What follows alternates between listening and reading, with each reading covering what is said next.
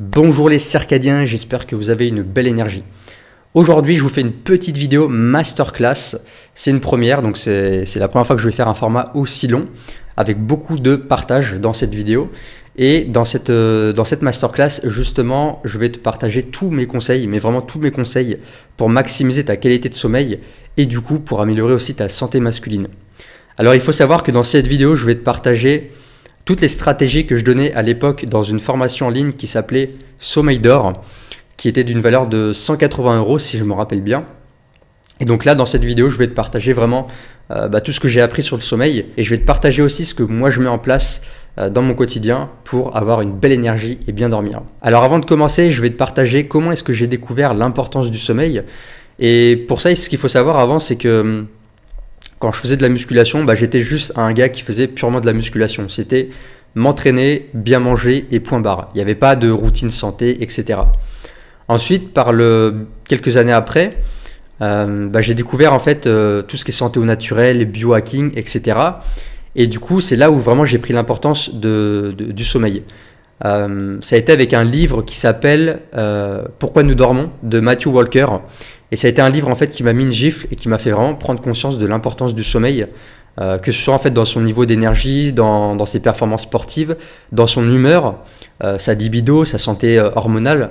Donc ça a vraiment été le livre fondateur qui m'a fait mettre le nez à fond en fait dans le sommeil et à vouloir en connaître un petit peu tous ces aspects. Et en fait, avant de prendre soin de mon sommeil, j'avais déjà une bonne hygiène de vie. Je faisais attention à ce que je mangeais bien sûr, je faisais du jeûne intermittent, des respirations Wim Hof, des douches froides, j'allais m'entraîner aussi en salle de musculation et en fait j'étais fatigué, j'étais claqué et en fait j'étais frustré parce que je me disais putain mais je fais tout ce qu'il faut pour ma santé, je mange bien, je limitais beaucoup les glucides, j'étais un peu dans le cétogène, je faisais du sport, enfin bref j'étais vraiment réglo sur tous les plans, mais en fait j'ai pris conscience avec ce livre que ma qualité de sommeil, elle était pourrie en fait.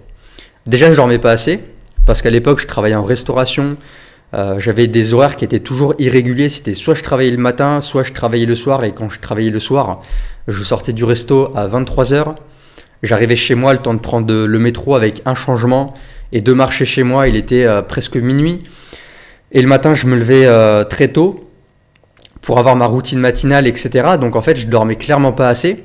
Et c'est pour ça qu'en fait, sur le long terme, quand tu fais du jeûne intermittent ou des respirations Wim Hof, des douches froides le matin et du sport, plus de la restauration, il y a un moment donné, le corps, il lâche et il tient plus. Et donc, en fait, j'ai compris que je ne mettais pas en avant en fait le sommeil. Et quand je l'ai replacé en priorité, et là, forcément, tout a changé. Donc ça, c'est ce que je vais te partager là, c'est vraiment toutes les méthodes que j'ai mis en place, petit à petit. Tu vas voir qu'il y a plein de choses à mettre en place, que tu vas pas pouvoir tout mettre en place comme ça du jour au lendemain. Donc c'est vraiment un process. Ce que je vais te partager, tu prends d'abord ce que tu as envie de mettre en place, ce qui semble être facile pour toi, et tu testes. Et après, petit à petit, tu vas rajouter des éléments. Donc déjà, la première chose pour booster, c'est vraiment pour moi les fondations. Si vraiment on veut avoir une qualité de sommeil optimale, ça va être, et j'en parle beaucoup, et c'est pour ça que j'appelle ma chaîne, que j'appelle mon compte Instagram le circadien. C'est pas pour rien, c'est qu'en fait, premièrement, c'est qu'il faut prendre soin de ses rythmes circadiens. Et comment on prend soin de ces rythmes circadiens? C'est principalement en observant la lumière naturelle. Les rythmes circadiens, c'est une horloge biologique qu'il y a dans notre corps et qui est calée sur 24 heures. Et en fait, on est des êtres vivants, des êtres qui sommes influencés par la Terre, par le rythme de la Terre. Et le rythme de la Terre, ça va être principalement les phases de jour et les phases de nuit. Donc ce qu'on fait tout simplement en fait, et c'est là où le sommeil en fait se prépare dès le matin. Et c'est très important, ça peut paraître contre-intuitif, mais le sommeil se prépare dès le matin parce que on est supposé se réveiller avec la lumière naturelle du soleil. Donc normalement, si on n'est pas enfermé dans des appartements, dans des maisons, quand on se réveille, on est dehors et on est directement exposé à la lumière naturelle. Et ça, c'est très important pour les rythmes circadiens parce que quand ton cerveau perçoit de la lumière naturelle, et là je parle bien de lumière naturelle et je ne parle pas de plafonnier qu'il y a dans ta chambre, je ne parle pas de lampe qu'il y a à l'intérieur, de lumière artificielle, je ne parle pas non plus de luminothérapie, bien que ça peut être utile mais ce n'est pas vraiment efficace. Je parle bien de la véritable lumière naturelle qui possède tout le spectre de lumière qui va être nécessaire pour donner ce signal lumineux à ton corps. Ce qui se passe en fait quand tu observes la lumière dès le matin au réveil, donc le plus tôt possible en fait, n'attends pas 10 heures, attends pas 11 heures, reste pas 1 heure dans ton lit à regarder ton téléphone parce que ça ne marche pas comme ça. C'est que tu vas du coup envoyer un signal lumineux à ton noyau suprachiasmatique, donc c'est une partie qu'il y a dans ton cerveau. Les termes techniques, on s'en fout, c'est juste pour me la péter, pour je plaisante. Mais en fait, tu vas donner un signal lumineux au noyau suprachiasmatique et ensuite ce noyau va donner tout le signal en fait au reste du corps. Donc dans l'hypothalamus, il va y avoir des échanges hormonaux, il va y avoir des messagers chimiques qui vont se mettre en place dans ton corps pour dire les gars, ça y est, il fait jour, il est temps de se mettre en marche. Ce qui est important aussi, c'est qu'une fois que ton corps a perçu la lumière naturelle, il va y avoir une espèce de timer, un compte à rebours de 12 heures qui va se mettre en place dans ton corps.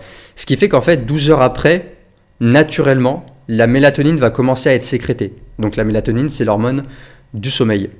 Donc c'est pour ça que c'est important en fait de prendre soin de son exposition à la lumière naturelle le matin, parce que ça va vraiment indiquer, ça va donner en fait les bons rythmes à ton corps pour produire les hormones telles que la mélatonine le soir avant d'aller te coucher et du coup favoriser un bon endormissement.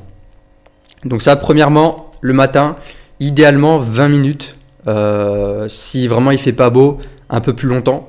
Quand il y a du soleil, tu peux observer 5 à 10 minutes le soleil sans vraiment le fixer, hein. On ne le fixe pas directement le soleil, mais prendre vraiment le soleil sur ton visage, sur ton corps, pour avoir ses bienfaits. Deuxièmement, on va rester en lien avec la lumière naturelle. Donc là, on va faire le tour de l'horloge. On va dire qu'on arrive à la fin de la journée, que le soleil commence à se coucher. Et là, qu'est-ce qu'on a tendance à faire quand le soleil se couche? Et c'est que on va allumer les plafonniers, on va allumer les lumières artificielles dans nos maisons. Jusque-là, tu vas me dire, évidemment, il faut bien s'éclairer le soir pour faire à manger, pour passer la soirée. Donc oui, effectivement. Cependant, je pense qu'on peut toujours optimiser son habitat. Je m'explique. Quand j'ai pris conscience en fait des ravages que pouvait avoir la lumière artificielle le soir, il y a plein de choses que j'ai changées dans mon quotidien. Déjà, j'ai arrêté d'allumer les plafonniers qu'il y a dans les maisons et je me suis mis à m'éclairer avec des petites lampes de chevet que je tamisais au sol. Donc vraiment, je mettais les lampes de chevet le plus près du sol. Je vais t'expliquer après pourquoi. Et aussi, je changeais mes ampoules pour que ce soit des tons un peu plus chauds, un peu plus rouge, orangé. Pourquoi cette couleur? Parce que si tu observes un coucher de soleil, quand le soleil commence à se coucher, arrive à l'horizon pour ensuite se disparaître, eh bien on commence à avoir un teint rouge orangé.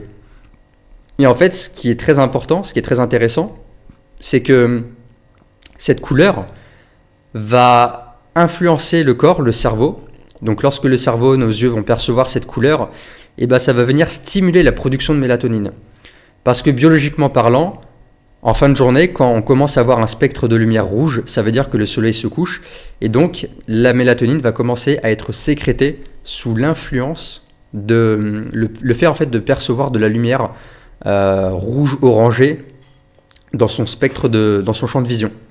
Donc c'est pour ça que c'est intéressant par exemple de remplacer certaines ampoules avec un ton un peu orangé, un peu rouge pour pouvoir justement tromper le cerveau entre guillemets, mais l'amener vers le sommeil et favoriser justement la production de mélatonine.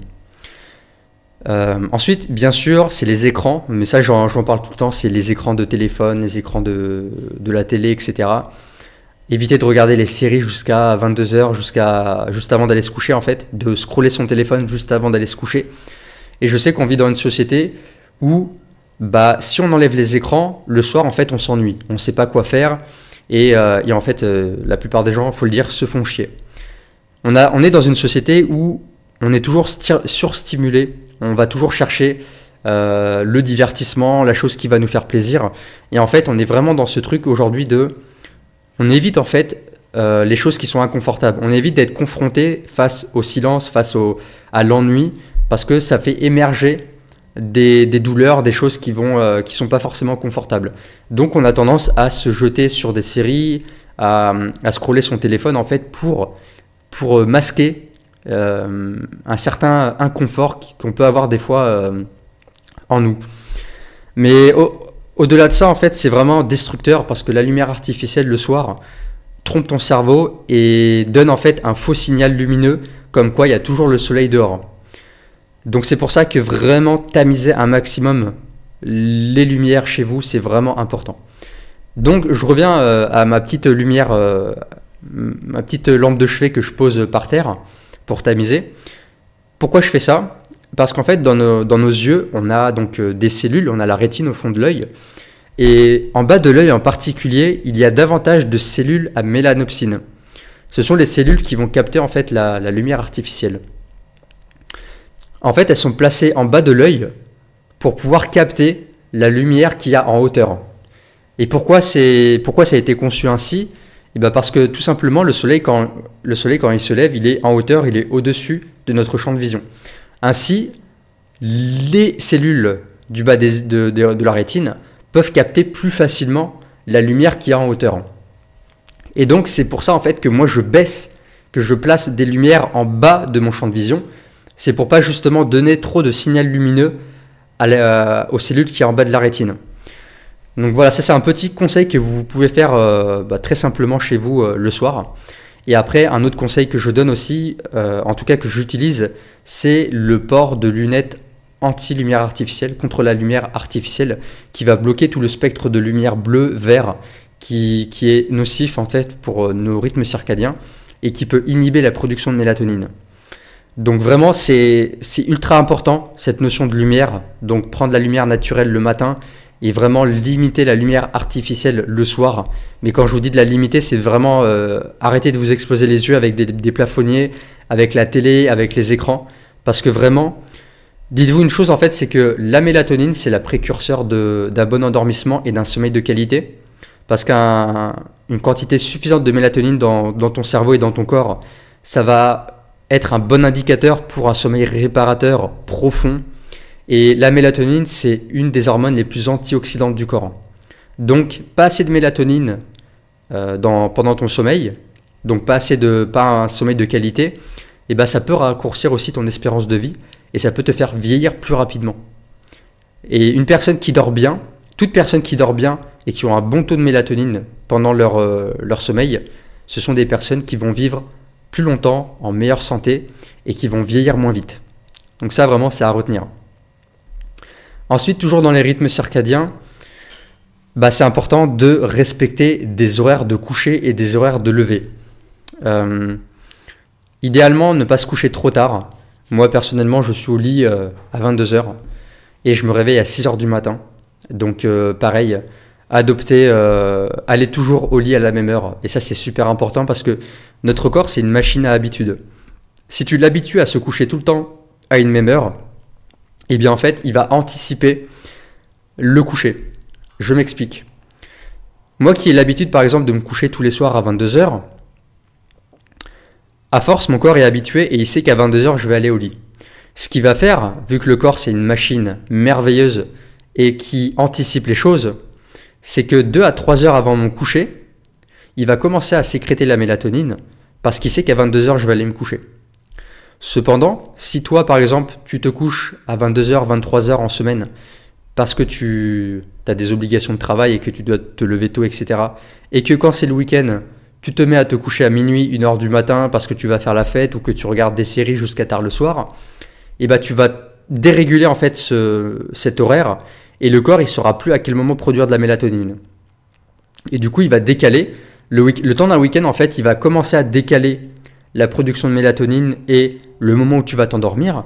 Et quand tu vas vouloir te recoucher à une horaire beaucoup plus normale, on va dire, pour ton travail, par exemple, tu vas te recoucher à 23h parce que lundi matin, tu dois te lever tôt, et en fait, tu vas galérer à t'endormir et tu vas dérégler ton rythme circadien. Donc ça, pareil, c'est super important de se coucher et de se lever à la même heure. Le week-end, évidemment, on évite aussi de faire des grasses matinées parce que là, pareil, on va déréguler son rythme circadien. Si tu dors jusqu'à 9h, jusqu'à 10h, tu vas t'exposer beaucoup plus tardivement à la lumière naturelle et du coup, tu vas retarder ton endormissement le soir. Il faut vraiment garder en tête que si tu te décales le matin, en fait, le soir, ça va être décalé. Et si tu te décales en fait le soir, Le matin, ça va être décalé. Donc vraiment, c'est vraiment un jeu de décalage qu'il faut au maximum éviter. Ensuite, en ce qui concerne les réveils, idéalement, si tu n'as pas besoin de mettre de réveil, n'en mets pas. Réveille-toi naturellement. Pour moi, c'est la manière la plus naturelle de se réveiller. Alors moi, je suis très mauvais sur ça parce que moi, je mets un réveil à 6 heures pour la simple et bonne raison que je n'aime pas en fait me lever tard et ça peut m'arriver des fois de dormir un peu plus longtemps. Même une demi-heure de plus, pour moi, c'est trop parce que j'aime tellement le matin en fait, j'aime tellement avoir ma petite routine, mon temps pour moi, que du coup, je mets un réveil pour pouvoir me réveiller tôt. Mais en fait, derrière ça, on va dire que je peux me permettre parce que je me couche tôt, j'ai un sommeil de très bonne qualité. Et en fait, me réveiller avec un réveil à 6 heures, ça pose pas de problème pour moi. Je me réveille, je suis en forme, je fais ma routine, je fais ma petite douche, mon sport, etc. Donc pour moi, il n'y a pas de problème. Ensuite, on va parler du rituel du soir. Le rituel du soir, ça va vraiment induire ton endormissement, pardon. Et ça va aussi induire aussi la qualité de ton sommeil. Par exemple, les personnes qui ont tendance à travailler tard le soir, juste avant d'aller se coucher, parce qu'ils ont plein de choses à faire, ils ont de la paperasse, ils ont des obligations, etc. Et ça va activer le niveau de cortisol, qui est l'hormone du stress. Et du coup, quand tu vas vouloir aller te coucher le soir, tu vas avoir les ondes cérébrales de ton cerveau qui vont être en mode bêta. Et du coup, tu vas être trop excité en fait pour t'endormir. Donc vraiment, on va éviter en fait le soir tout ce qui est travail intellectuel, lecture de livres très complexes, comme des livres de philo, des livres de développement personnel, des trucs en fait qui peuvent te faire gamberger, réfléchir. On va éviter aussi, bien sûr, les écrans. On va éviter les films d'action, les films d'horreur, les trucs un peu trash qui vont être émotionnels.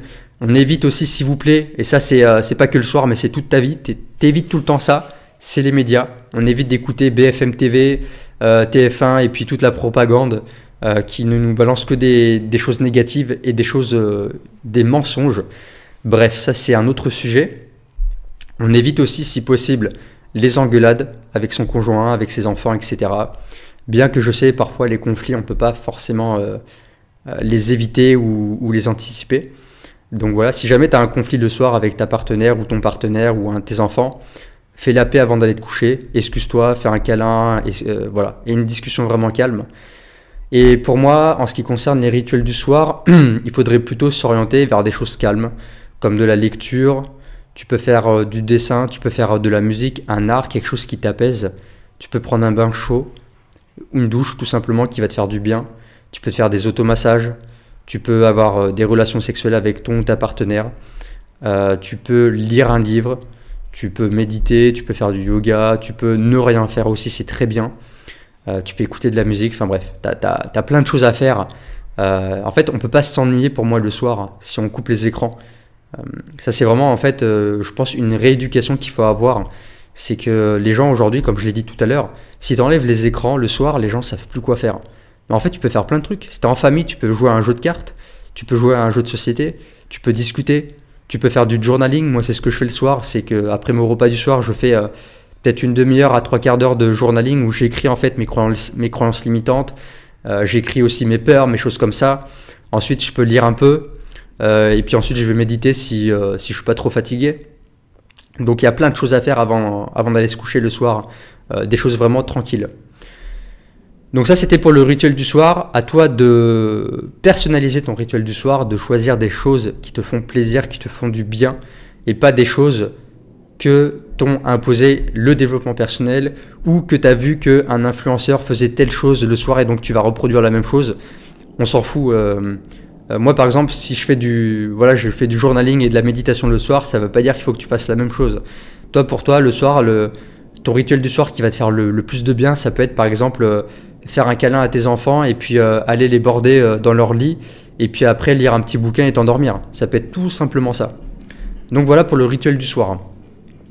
Ensuite, on va aller dans la chambre et moi j'aime bien en fait prendre cette métaphore que ta chambre, tu dois la transformer en sanctuaire. Un sanctuaire en fait c'est un lieu sacré. C'est la définition d'un sanctuaire. Quand tu vas dans un sanctuaire, c'est un endroit qui est sacré. On ne fait pas n'importe quoi dans un sanctuaire, c'est un lieu qu'on doit respecter. Ta chambre, c'est la même chose. Pour moi, la chambre, elle a deux fonctions. elle sert à dormir et à avoir des relations sexuelles avec ton ou ta partenaire. En dehors de ça, tu n'as rien à faire dans ta chambre. Par exemple, même le fait de lire un livre, par exemple, lire un livre dans son lit, pour moi, je ne le recommande pas forcément aux personnes qui ont du mal à dormir, parce qu'en fait, tu vas créer une neuroassociation. Et pour moi, en fait, c'est important quand tu vas dans ton lit, c'est uniquement pour aller dormir ou pour avoir du sexe, comme je viens de le dire, parce qu'en fait, tu vas créer une neuroassociation dans ton esprit. Et du coup, à chaque fois que tu vas aller dans ton lit, ton cerveau, il se dit « Ah, c'est parce que c'est le moment d'aller se coucher » ou le moment d'avoir un rapport sexuel. Tandis que si tu es sur ton lit, par exemple, en journée, que tu es avachi sur ton lit, que tu es en train de lire un livre, que tu es avec ton PC portable sur les genoux en train de regarder un film, tu donnes pas le bon signal à ton cerveau. Et le soir, quand tu vas aller te coucher, le cerveau, il se dit « Ok, est-ce qu'il va aller se coucher? Est-ce qu'il va regarder un film? Est-ce qu'il va lire un livre ?» Donc pour moi, au plus tu limites en fait la fonction de la chambre à une seule chose, au plus ça sera clair pour ton cerveau et au plus tu vas être amené vers un sommeil, un endormissement beaucoup plus simple. Autre chose pour le sanctuaire. Pour moi, le sanctuaire, donc comme j'ai dit, c'est que non seulement on respecte la chambre, et respecter sa chambre, ça veut dire qu'on ne met pas n'importe quoi dedans. Ce qu'on ne met pas dans une chambre, c'est on ne met pas de télé. Ça déjà, c'est un tue-l'amour, et une télé, ça n'a rien à foutre dans une chambre, parce que déjà, tu n'as pas regardé la télé le soir avant d'aller te coucher. Donc la télé, tu la vires. Si tu as une télé dans ta chambre, s'il te plaît, tu la décroches, tu la vires, tu la mets dans le salon. On ne met pas d'appareil branché, pas de multiprise. On ne charge pas de téléphone le soir, la nuit, à côté de soi. Parce que ça aussi, c'est quelque chose qui perturbe énormément le sommeil. Ce sont les champs électromagnétiques de nos appareils. Et un téléphone, quand il est branché, et ça pour l'avoir mesuré avec un multimètre et avec Sébastien aussi, avec qui je suis en collaboration pour ces produits Inaltera, qui proposent des appareils de mise à la terre pour améliorer son sommeil, réduire son stress oxydatif et améliorer sa régénération. Quand on mesure un téléphone chargé, je peux te garantir à quel point il rayonne et à quel point il te crée de la tension électrique dans le corps. Et ça, c'est très mauvais pour la récupération, pour le sommeil, parce qu'en fait, tu brouilles, tu donnes en fait un signal. Si tu veux, les champs électromagnétiques, c'est comme du brouillard qui va être généré. Et en fait, ça va créer du brouillard entre les cellules. Et les cellules ne vont pas être capables de communiquer entre elles pour pouvoir en fait se donner les bonnes informations, notamment pendant le sommeil, pour pouvoir se régénérer, détoxifier le corps, etc. Donc le téléphone, tu le branches le soir en soirée. Si tu dois t'en servir comme téléphone, comme réveil, pardon, sur ta table de chevet, tu le mets en mode avion et tu l'éloignes un petit peu de toi, au moins 1 mètre. Comme ça, au moins, tu n'es pas perturbé par le champ électromagnétique. En mode avion aussi, c'est super important. Pas de Wi-Fi dans la chambre. Si jamais tu n'as pas d'autre choix, tu la débranches le soir. En fait, le soir, dis-toi que la nuit, tu dois débrancher tout appareil. Il n'y a aucun appareil branché dans ta chambre. Ça n'a pas lieu d'être. Parce que ça va perturber, ça va créer du brouillard électromagnétique et ça va perturber ton sommeil. Ensuite, j'aime bien aussi utiliser ce principe de la Batcave. C'est que ta chambre doit être dans le noir total, si possible, et avoir une température relativement basse. Pourquoi? Parce que le corps, pour s'endormir, il a besoin de baisser en température. Et on l'a remarqué, tu l'as remarqué probablement quand il fait chaud l'été, tu as du mal à t'endormir et tu commences à t'endormir quand tu commences à sentir une certaine fraîcheur sur ta peau ou être limite à avoir des frissons. C'est à ce moment-là que le corps va commencer à s'endormir une fois qu'il aura baissé en température. C'est très important de dormir dans une chambre idéalement à 18-19 degrés. Parce que sinon en fait tu vas avoir des réveils nocturnes parce que tu vas avoir trop chaud la nuit et ça va t'empêcher d'avoir un sommeil profond. Et on sait, on le voit bien en fait que, enfin c'est des études qui les ont montré, c'est qu'en fait une chambre fraîche va améliorer ta phase de sommeil profond. La phase de sommeil profond, c'est une des phases les plus importantes. C'est pendant cette période-là que le cerveau va se détoxifier, que les organes aussi du corps vont se détoxifier, que tes muscles, tes tendons, tes tissus, tes cellules vont se régénérer. Donc ça, c'est super important aussi, de dormir à la fraîche. Pareil pour l'obscurité. On a observé en fait que s'il y avait des petites loupiottes, s'il y avait de la lumière par exemple qui vient d'un lampadaire de ta chambre qui va te gêner, et bah, ça va empêcher le corps d'avoir une qualité de sommeil optimale parce qu'il va recevoir, et même la peau peut recevoir un signal lumineux et se dire bah tiens il fait pas complètement jour donc bah je mets pas en fait toutes les bonnes choses en place pour le sommeil. Donc de la lumière en fait la nuit peut impacter ta qualité de sommeil et ta qualité de sommeil profond. Donc vraiment très important pour ça.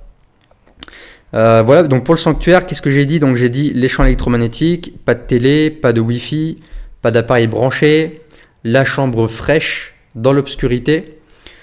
On peut aussi, après ça c'est vraiment accessoire, on peut rajouter un petit diffuseur d'huile essentielle. Donc bien sûr si on doit le brancher, on ne le branche pas à côté de son lit, on le branche le plus loin possible de la pièce. On peut aussi rajouter des plantes qui vont permettre d'oxygéner en fait la chambre. Il y a des plantes par exemple, je crois que c'est la langue de serpent, je crois, serpolet je crois, un truc comme ça. Qu'est-ce qu'on a d'autre? C'est des noms latins, j'en ai plus vraiment, j'ai plus les noms en tête. Mais si tu tapes plantes pour bien dormir dans la chambre, tu verras que Google va te proposer certaines plantes.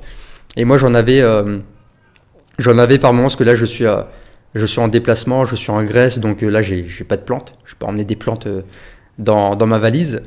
Mais sinon voilà, c'est toujours intéressant d'avoir une petite plante qui va te permettre de purifier un petit peu l'air de la chambre. Et ça aussi, voilà, ça me fait penser à un truc très important, c'est que ta chambre, été comme hiver, même s'il fait froid, tu ouvres ta fenêtre.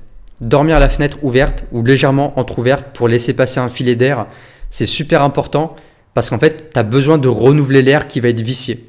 Tu as besoin de... En fait, si tu dors dans une chambre qui est enfermée, tu vas respirer en fait ton propre CO2 que tu vas rejeter et tu as besoin en fait pour bien t'oxygéner la nuit de renouveler l'air de la chambre. Donc ça c'est vraiment très très important et ça peut être vraiment un game changer.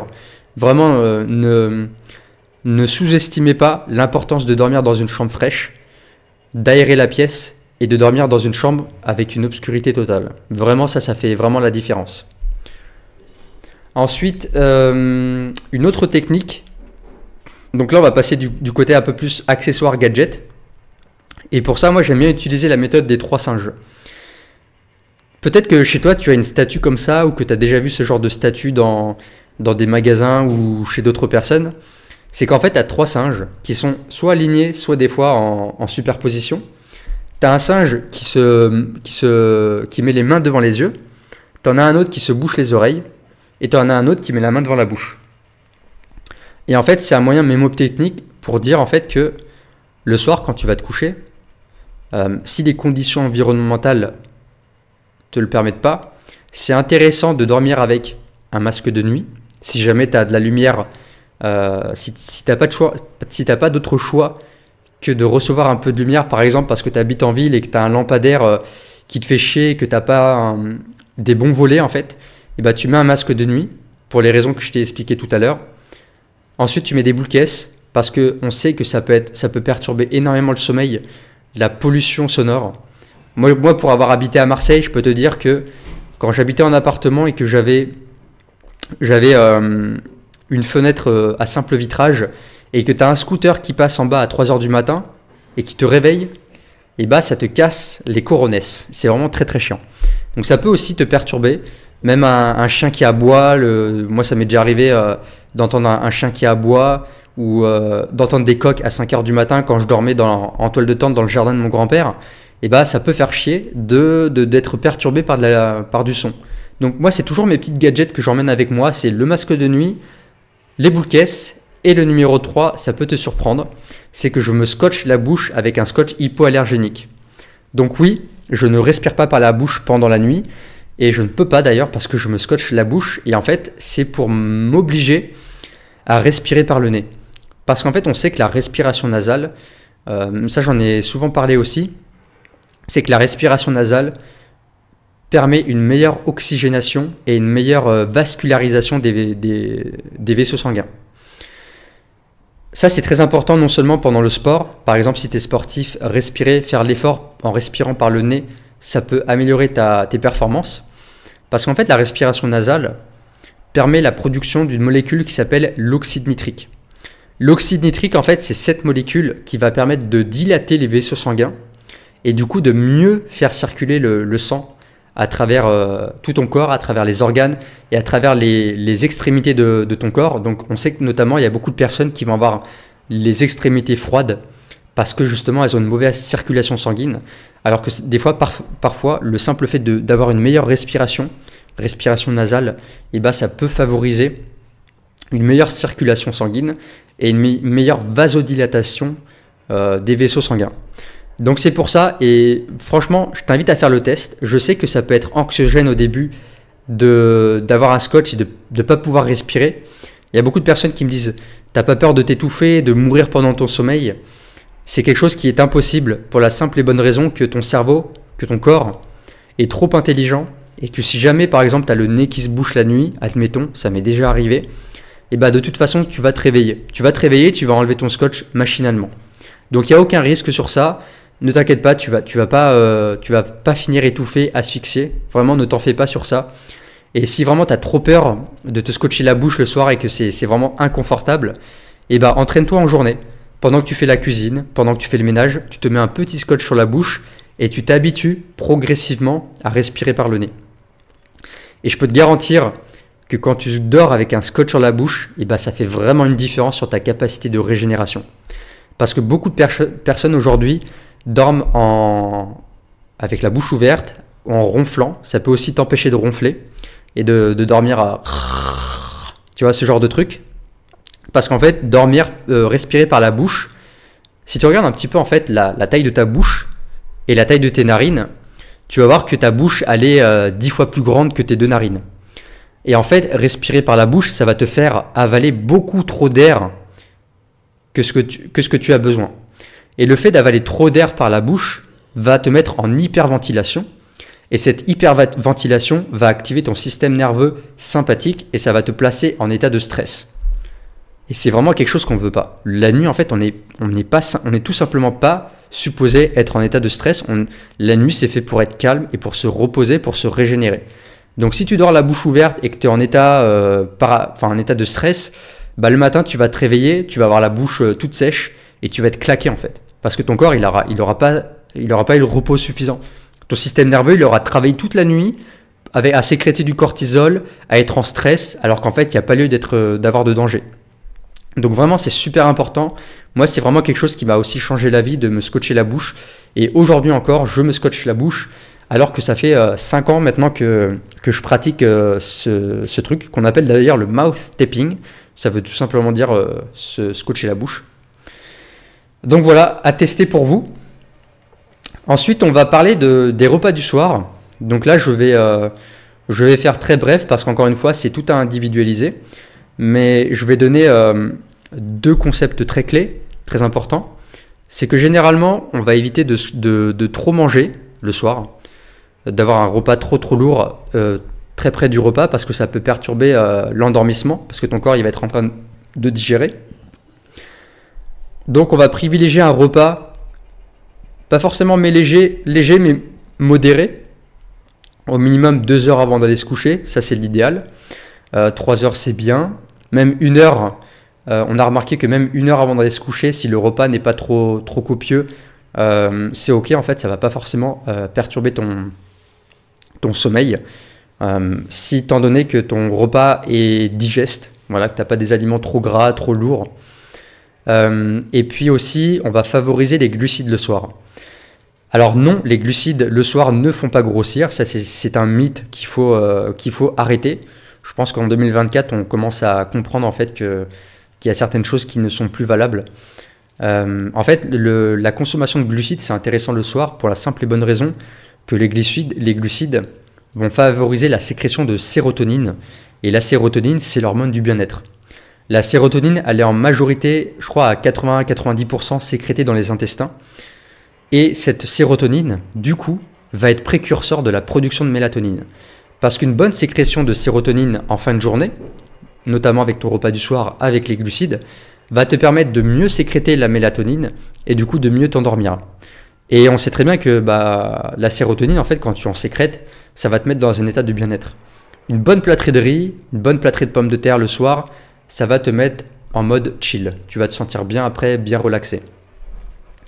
On va éviter tout ce qui est sucre très rapide, les fruits secs, manger trop de dattes, trop de miel, bien que moi j'aime bien finir les repas avec une petite cuillère de miel, mais trop de sucre rapide, ça peut t'empêcher de dormir, ça peut activer justement ton énergie, ton métabolisme, et t'empêcher de bien t'endormir.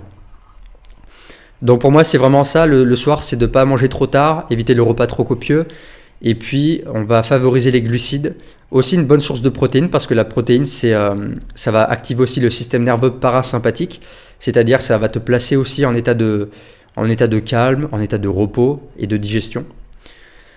Donc voilà, on va limiter aussi de manger trop de lipides, parce que les lipides ça peut être long à digérer et ça peut du coup rester sur l'estomac pendant la nuit, donc ça on va éviter.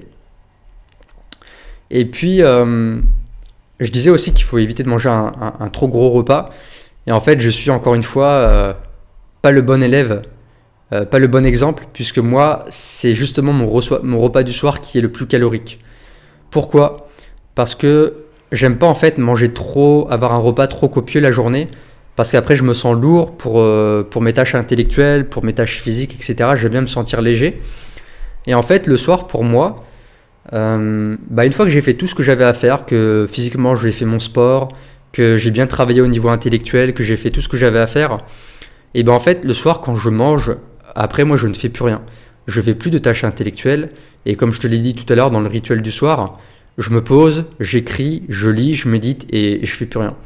Et en fait pour moi, c'est là où je vais avoir mon plus gros repas, parce qu'en fait après je vais faire il y aura aucune tâche stressante qui va me demander de l'énergie, et du coup ça va laisser mon corps au repos, tu vois. En fait il va avoir tout le temps pour digérer tranquillement sans qu'il y ait de perturbations extérieures. Ça encore une fois c'est à individualiser. Moi je peux me permettre ça parce que ça fait des années que je suis dans le process de l'alimentation, que j'ai testé plein de choses et que maintenant je vois en fait ce qui fonctionne pour moi et ce qui me fait du bien. Donc pour moi, manger un gros repas le soir et aller me coucher 2 heures après, ça me va très très bien. J'ai un bon sommeil, le matin je me réveille, je suis frais. Donc voilà, ça c'est individualisé, mais en tout cas retiens d'éviter de te gaver le soir trop tard aussi. C'est important de ne pas manger trop tard le soir, parce que on sait que dans les rythmes circadiens, si tu manges trop tardivement après le coucher de soleil, et en fait ta production de mélatonine va commencer à être sécrétée, et si tu viens manger derrière ça, il va y avoir un espèce de mismatch, tu vois. Normalement tu es supposé aller te coucher et pas manger. Donc idéalement, voilà, si tu peux manger le plus tôt possible en soirée, idéalement, comme le dit la médecine ayurvédique, donc la médecine traditionnelle indienne, manger avant le coucher de soleil. Ça c'est une règle, si on peut l'appliquer, si notre quotidien nous le permet, c'est vraiment le plus optimal. Toujours dans le soir, on va éviter aussi le sport intense en fin de journée. Donc je sais que des fois il y a des personnes qui finissent tardivement le sport et qui vont après se mettre une grosse race à la salle de sport. Et en fait, le fait de se faire du sport trop tard, ou d'aller courir à 20h, ou d'aller faire sa séance de sport à 20h, 21h, ou des fois je sais qu'il y a des cours du soir, hein, beaucoup de clubs malheureusement proposent des séances de sport assez tardivement, jusqu'à 22h. Moi ça a été mon cas quand j'ai fait du hockey sur glace, quand j'ai fait d'escalade, etc. C'était des séances en soirée. Et en fait quand tu te couches le soir, et en fait tu as encore trop de cortisol et d'adrénaline liés à l'effort physique. Et en fait, le temps que ton cortisol redescende, en fait, tu vas galérer à t'endormir. Et moi, je sais, pour l'avoir expérimenté, que si je fais une trop grosse séance de sport en fin de journée, genre même 17h, 18h, vu que je me couche assez tôt, en fait, je sens que des fois, ça peut perturber mon endormissement, parce que j'ai encore le corps qui est trop en alerte encore. Donc vraiment, ça, c'est important. Je sais qu'il y en a, ils peuvent pas faire autrement parce qu'ils ont le boulot, ils n'ont pas le temps, ils ont des enfants à s'occuper, et que le seul moment pour eux, c'est de faire du sport le soir. Si t'as pas le choix, je vais pas te dire de ne pas faire de sport, parce que ça serait bête de ma part. Mais voilà, essaye de limiter au maximum, en tout cas d'y aller de manière trop intensément. Et si tu veux vraiment te mettre du sport intense, fais-le plutôt en week-end ou à d'autres périodes où tu peux le faire autrement que le soir. Ensuite, on va terminer. Je voulais aussi aborder la notion la sieste. Est-ce qu'il faut faire la sieste? Ou comment faire la sieste? Est-ce qu'il faut faire la sieste? Je dirais qu'il faut faire la sieste si tu en ressens le besoin. Moi, ça m'arrive des fois d'avoir un petit coup de fatigue l'après-midi. Des fois, j'en ai pas. Donc, quand j'ai un coup de fatigue, ou quand je sens que j'arrive pas à me mettre dans ma tâche intellectuelle, j'arrive pas à me concentrer, je vais juste prendre un quart d'heure. Je me mets des sons, on appelle ça des binaural beats, donc des sons binauraux qui vont me permettre de modifier la fréquence, les fréquences cérébrales de mon cerveau pour me placer en état de calme. Et je vais me faire un petit scan corporel. Je vais me concentrer sur ma respiration et je vais m'allonger comme ça pendant un quart d'heure, 20 minutes avec un masque de nuit pour me protéger aussi de la lumière. Et des fois, alors soit je vais rester on va dire éveillé et je vais faire ce petit scan corporel qui va me détendre, qui va régénérer mon système nerveux. Ou parfois, je vais me mettre à m'endormir tout simplement, je vais somnoler, je vais tomber un peu dans un léger sommeil. Et en fait, 15 à 20 minutes de sieste, ça suffit largement. Et il n'y a pas besoin de plus parce que si tu dors beaucoup plus, tu vas te réveiller, après tu vas être groggy. Et si tu dors trop, après tu peux entamer un cycle de sommeil et après tu vas avoir la tête dans le cul jusqu'à la fin de la journée et tu vas te sentir léthargique et c'est vraiment pas ce qu'on veut. Donc vraiment, c'est important de vraiment faire des micro-siestes. Et il y a même des... En fait, ce que tu peux faire aussi, par exemple, si tu as juste une demi-heure de pause pendant ton travail le midi, c'est de faire des micro-siestes. C'est-à-dire, par exemple, tu peux être dans ta voiture et juste piquer du nez comme ça. Voilà, tu somnoles un peu pendant 2-3 minutes. Et en fait, ça peut suffire en fait, à régénérer ton système nerveux. Et j'avais lu un livre très intéressant un vieux livre des années 30, je crois, de Marchesso, qui expliquait en fait que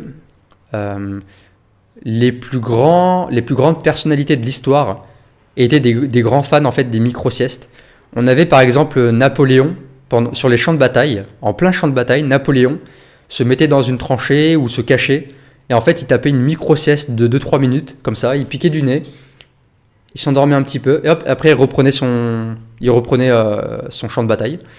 On a aussi, je sais plus si c'est Abraham Lincoln qui des fois mettait ses 2 pieds sur le bureau et tapait une micro-sieste sur son fauteuil, mais de quelques minutes, ou des fois quelques secondes. Donc voilà, dans l'histoire, il y a plein de gens qui ont fait ça. Il y a aussi des artistes peintres qui s'amusaient en fait à faire des micro-siestes ou à somnoler pendant leur journée pour avoir de l'inspiration et avoir des idées. Donc juste ça, en fait, ça peut suffire si des fois tu te sens un petit peu lourd, un petit peu fatigué. Mais évite de faire la sieste après 15 heures ou en fin de journée parce que du coup ça pourrait retarder ton endormissement. Et puis pour terminer, je terminerai aussi sur le mindset parce que ça c'est aussi très important. Il y a beaucoup de personnes, au moment où ils vont s'endormir, eh bien le mental va se mettre à tourner. Et ça, quand je le disais tout à l'heure par rapport aux écrans le soir, c'est que la journée, en fait, on est dans une société où on est tellement en mode surconsommation, suractivation des sens, on est constamment bombardé d'informations, qu'on ne prend plus le temps d'être dans le silence et d'être dans l'introspection. Et du coup, en fait, on ne prend pas le temps d'écouter en fait ce qui se passe en nous, d'écouter nos émotions internes, d'écouter nos peurs, nos doutes, nos incertitudes, nos anxiétés par rapport à l'avenir. Et en fait, on a tendance à masquer ça on met ça sous le tapis et puis on préfère se divertir, on préfère écouter de la musique, écouter des séries, etc. pour ne pas avoir affaire à ce genre d'émotions inconfortables. Le problème, c'est qu'à un moment donné, il faut bien que tu ailles te coucher et qu'au moment où tu es dans ton lit, que tu es coupé de tes sens, c'est-à-dire qu'il n'y a pas de bruit, il n'y a pas de lumière, tu es dans le noir total et tu es seul face à toi-même, et des fois, chez certaines personnes, tu as tous tes démons qui remontent. Et quand tu as tes démons qui remontent, tu as toutes tes pensées anxiogènes, tous tes doutes à propos du futur, de l'avenir, etc. Et en fait, ton cerveau il se met à gamberger, tu as le petit vélo dans la tête et tu n'arrives pas à t'endormir. Donc c'est pour ça en fait que c'est important dans la journée d'avoir des moments de repos, des moments de calme où on écoute qu'est-ce qui se passe en moi, est-ce que j'ai des peurs, est-ce que j'ai des doutes, et ne pas hésiter par exemple à en parler à des gens de confiance ou à le noter sur un carnet comme moi je le fais le soir pour me libérer l'esprit.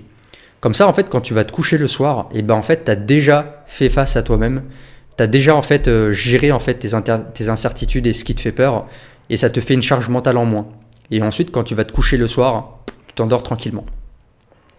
Autre aspect aussi, c'est que des fois on a tendance à vouloir forcer le sommeil, on veut absolument s'endormir rapidement, etc. Et on sait très bien qu'au plus on force les choses, au moins on y arrive. Et ce qui est important à comprendre avec le sommeil, c'est que déjà en fait, dis-toi que ton corps, ton corps, c'est une machine ultra intelligente et qu'en fait, une grande majorité des fonctions, on va dire peut-être 95% des fonctions du corps, c'est pas toi qui les gères. C'est pas toi qui contrôle les battements de ton cœur. C'est pas toi qui contrôle les influx nerveux dans ton cerveau. C'est pas toi qui contrôle la production d'enzymes digestives dans ton estomac. C'est pas toi qui contrôle les hormones de ton foie, de ta thyroïde, etc. Tu contrôles rien de tout ça. C'est ton corps, c'est une machine ultra intelligente. Et lui, en fait, il sait son job. Il sait ce qu'il a à faire. Donc pour moi, l'état d'esprit que tu dois adopter, par exemple, le soir, si tu as du mal à t'endormir, c'est de t'abandonner à ton corps. Quand tu te couches le soir, en fait, toi, la seule chose que tu peux faire, c'est tout ce que je t'ai partagé là. C'est de prendre soin de la lumière prendre ta lumière naturelle le matin, éviter les écrans le soir, favoriser le calme en fin de journée, avoir un bon repas. Tout ce genre de choses, ça, c'est les choses sur lesquelles tu as un contrôle. Et le soir, au moment où tu t'endors, au moment où tu t'allonges dans ton lit, là, tu te dis, ok, maintenant je m'abandonne à mon sommeil, je lui laisse les clés, et c'est lui qui fait le job. Il sait beaucoup mieux que moi comment on fait.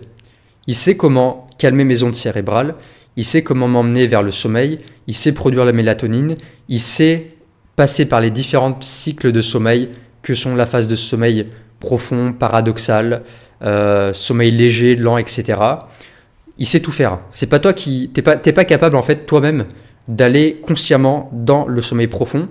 T'es pas capable consciemment de te mettre en ondes cérébrales alpha, delta, gamma, theta. Ça, c'est pas toi qui le fais, c'est ton cerveau, c'est ton corps. Donc, abandonne-toi. Et tu peux te réciter cette petite phrase avant de te coucher, de te dire « Je m'abandonne à toi, je te fais confiance, je sais que tu sais comment faire. Moi, j'ai fait tout ce que je pouvais pour te mettre dans les meilleures conditions. Maintenant, c'est toi qui gères. » Ok ? C'est plus facile à dire qu'à faire, mais c'est un entraînement. C'est une question de... C'est du lâcher-prise, et le lâcher-prise, ça s'apprend. Le lâcher-prise, c'est plus facile à donner en conseil qu'à mettre en place, j'en suis conscient. Ensuite, une autre chose que j'aime bien faire le soir, avant d'aller me coucher, ça peut être, si je sens que j'ai du mal à m'endormir ou quoi, ça va être de faire des exercices de respiration. Dans ma formation en ligne, justement, j'avais un module où je donnais plein d'exercices guidés en vidéo. Donc, il y avait plein d'exercices. Je vais te donner les noms. Tu pourras après faire tes propres recherches sur Internet parce que c'est des méthodes qui existent et qu'on va retrouver très facilement. Donc, je te les donne. Le premier, qui est très connu, c'est la cohérence cardiaque. Donc, sur YouTube, tu tapes cohérence cardiaque 5 minutes. Tu vas trouver une vidéo avec un petit curseur en fait, qui va t'indiquer d'inspirer sur 5 secondes, d'expirer sur 5 secondes. Et du coup, en fait, tu as simplement à suivre la vidéo et à suivre la respiration. Tu as aussi la respiration carrée qui consiste à inspirer sur 5 secondes, à bloquer ta respiration sur 5 secondes, à expirer sur 5 secondes, à bloquer sur 5 secondes et tu fais ça pendant 5 à 10 minutes. Tu as aussi la respiration, on l'appelle la respiration du bourdon, je crois, ou de l'abeille. Donc c'est une technique de pranayama indienne qui consiste tout simplement à faire des vibrations dans ton corps. Donc en gros, je te le montre comme ça, mais après tu pourras aller voir la vidéo. Tu bouches en fait tes orifices et tu vas faire un...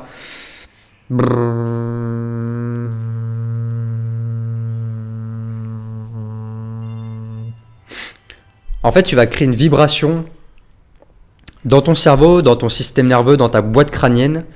Et en fait, ça va venir apaiser ton nerf vague, qui est c'est le 10e nerf qui est dans ton système nerveux.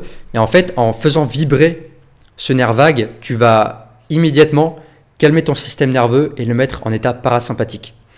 Donc ça, pareil, c'est un truc que j'adore. Tu fais ça 5 minutes, mais après, tu te sens relaxé au taquet. Ensuite, tu as Nadi Shodhana. Donc ça s'appelle la respiration alternée. Technique de pranayama aussi, où tu alternes en respirant, en changeant les narines. Pareil, ça va rééquilibrer aussi ton système nerveux et te recentrer. Voilà, déjà, si tu expérimentes déjà ces techniques de respiration, ça peut te faire déjà beaucoup de bien. Quoi dire d'autre? Si jamais tu as des insomnies, alors généralement ça déjà met en place tout ce dont je t'ai parlé dans cette masterclass, et normalement tes insomnies ou la plupart des problèmes de sommeil, des réveils nocturnes, etc. vont disparaître. Et encore une fois, tu vois, même en faisant tout ça, en ayant un sommeil parfait, et ben en fait, et moi ça m'arrive aussi, il y a des fois je vais passer des sales nuits, il y a des fois je vais avoir des réveils nocturnes et je vais galérer à m'endormir, il y a des fois je vais avoir un temps d'endormissement qui va être très long, et en fait il y a des fois je ne sais pas d'où ça vient. Je ne suis pas capable de dire si ça vient de mon alimentation, si c'est un truc que j'ai pas bien digéré, ou si j'ai ingéré un truc qui m'a déclenché une réaction inflammatoire ou comment dire, une phase d'allergie, peu importe. Je sais pas si parce qu'il y a un truc qui me stresse au niveau inconscient. Je sais pas si c'est parce qu'il y a une sensation dans mon corps qui fait que il y a des fois on sait pas. Et il faut accepter que des fois toutes nos nuits ne seront pas parfaites. Même si on met tout ça en place, même si après des années qu'on ait travaillé sur le sommeil, et ben en fait il faut accepter que parfois tu auras un sommeil pourri, parfois tu vas mal dormir et c'est comme ça. Mais c'est pas grave parce que tu as toutes les autres nuits pour rattraper le coup et pour pouvoir mieux dormir. Donc il y a aussi cette notion de perfectionnisme dans laquelle je suis, je dois l'avouer, je suis aussi quelqu'un de perfectionniste et des fois je peux m'en vouloir de pas bien dormir en fait, de mal dormir parce que j'ai mis tout en place. Mais en fait il y a des fois il faut juste se lâcher la grappe et de dire que c'est ok des fois de mal dormir, d'avoir des périodes où on dort mal. Je sais qu'il y a des personnes par exemple qui sont très influencées par la lune, par la pleine lune, et que des fois aussi au niveau subtil, au niveau métaphysique, au niveau énergétique, des fois on peut avoir des perturbations quand on traverse des genres de portails, quand il y a des pleines lunes, etc. Donc des fois il y a des paramètres sur lesquels malheureusement on n'a pas forcément le contrôle et il faut tout simplement les accepter. Voilà les amis, ça sera tout pour cette masterclass. En tout cas j'ai donné tout ce que je sais sur le sommeil. T'as plus qu'à mettre en place petit à petit comme je te l'ai dit en début de vidéo. Et je peux te garantir déjà que si tu mets tout ça en place, ça va te faire une grande différence. N'hésite pas aussi à revenir vers moi, à me laisser un petit commentaire ou à venir m'envoyer un petit message sur Instagram pour me donner un petit peu ton retour d'expérience quand tu auras mis tout ça en application. N'hésite pas à me dire si ça t'a plu, si tu as déjà appris des choses, si tu mets déjà aussi des choses en pratique. Et moi, je te retrouve à très bientôt dans une prochaine vidéo. Ciao, ciao!